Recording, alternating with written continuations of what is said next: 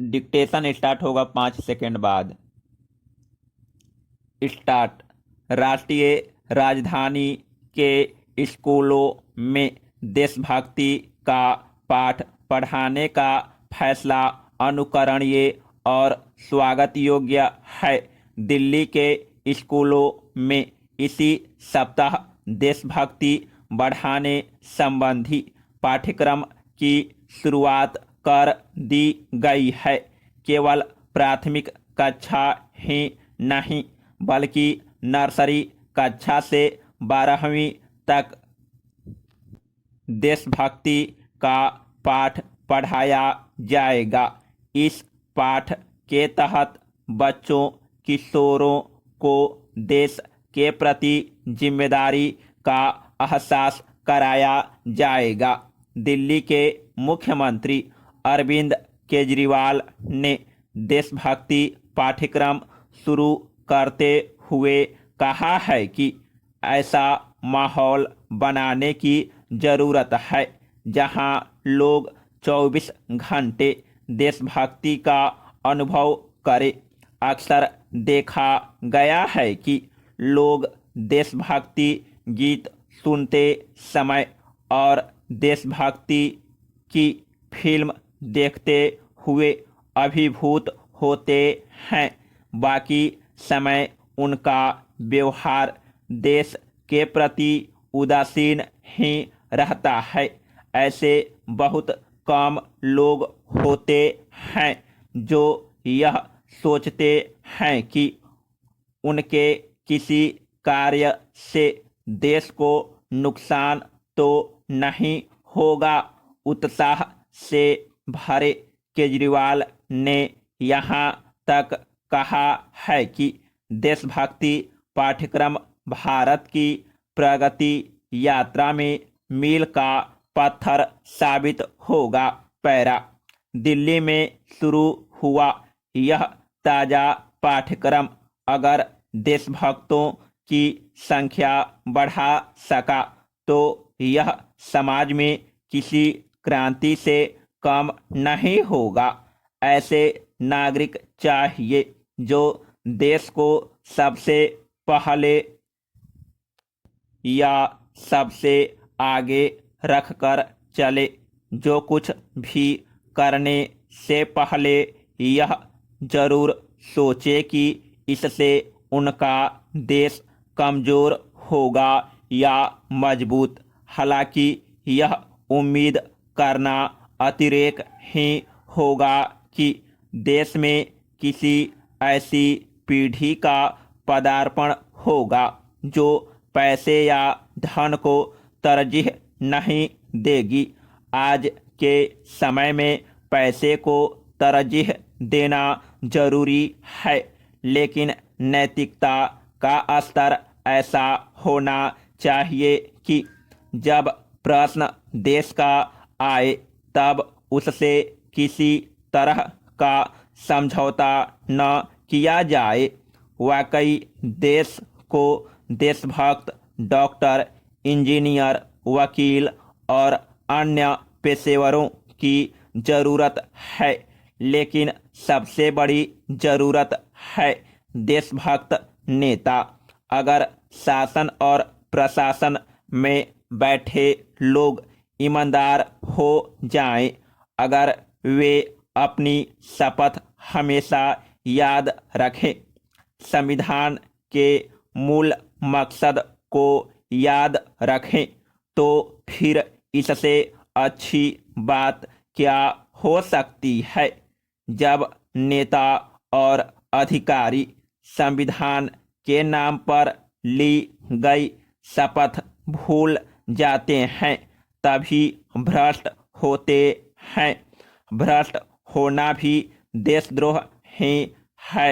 देशभक्ति पढ़ाने से निश्चय ही लाभ होगा, पर बड़े लोगों को अपने व्यवहार से देशभक्ति का प्रमाण भी देते रहना होगा। ध्यान रहे, बच्चे पढ़कर कम और देखकर ज़्यादा सीखते हैं। पैरा। बहरहाल देश के दूसरे राज्यों की सरकारों को भी इस देशभक्ति पाठ्यक्रम पर निगाह डालकर सीखने की जरूरत है। पाठ्यक्रम 100 स्वतंत्रता सेनानियों की कहानियों के साथ शुरू हो रहा है। दिल्ली में जैसे जैसे बच्चा बड़ा होगा, वह लगभग 700-800 ऐसे सेनानियों के बारे में जान पाएगा। सेनानियों के बारे में पहले भी काफी कुछ पढ़ाया जाता रहा है, लेकिन अब निर्दिष्ट रूप से पढ़ाने बताने की कोशिश किसी प्रयोग से कम नहीं है। शिक्षा संस्थाओं और विशेषज्ञों को इस पहल पर ध्यान देना चाहिए। यह शोध का विषय है कि पढ़ाई का कितना प्रत्यक्ष असर चरित्र पर पड़ता है। बहुत अच्छा पढ़े लिखे लोग भी भ्रष्टाचार में डूबे नजर आते हैं। कहा जाता है कि पढ़े लिखे लोग ही अक्सर देशद्रोह के काम में दिखते हैं। अतः विशेष रूप से शिक्षकों की जिम्मेदारी बहुत बढ़ गई है। बच्चों को देशभक्ति के लिए हम तभी ज़्यादा प्रेरित कर पाएंगे जब हमारी कथनी करनी का भेद मिटेगा। पैरा। जब दिल्ली और आसपास के राज्यों में एकाधिक राजमार्गों पर लंबे समय से जाम लगा हो, तब इस परेशानी का फिर सुप्रीम कोर्ट पहुंचना स्वागत योग्य है। सुप्रीम कोर्ट ने एक याचिका पर सुनवाई करते हुए वाजिब सवाल उठाया है कि राजमार्गों को इतने लंबे समय के लिए कैसे अवरुद्ध किया जा सकता है। पिछले साल पारित 3 कृषि कानूनों के खिलाफ जारी किसान आंदोलन के चलते सड़कों पर जाम को हमारे शासन प्रशासन के एक तबके ने मानो भुला ही दिया है। ऐसा लगता है लोगों को आए दिन होने वाली परेशानी की परवाह न तो किसानों को है और न सरकारों को।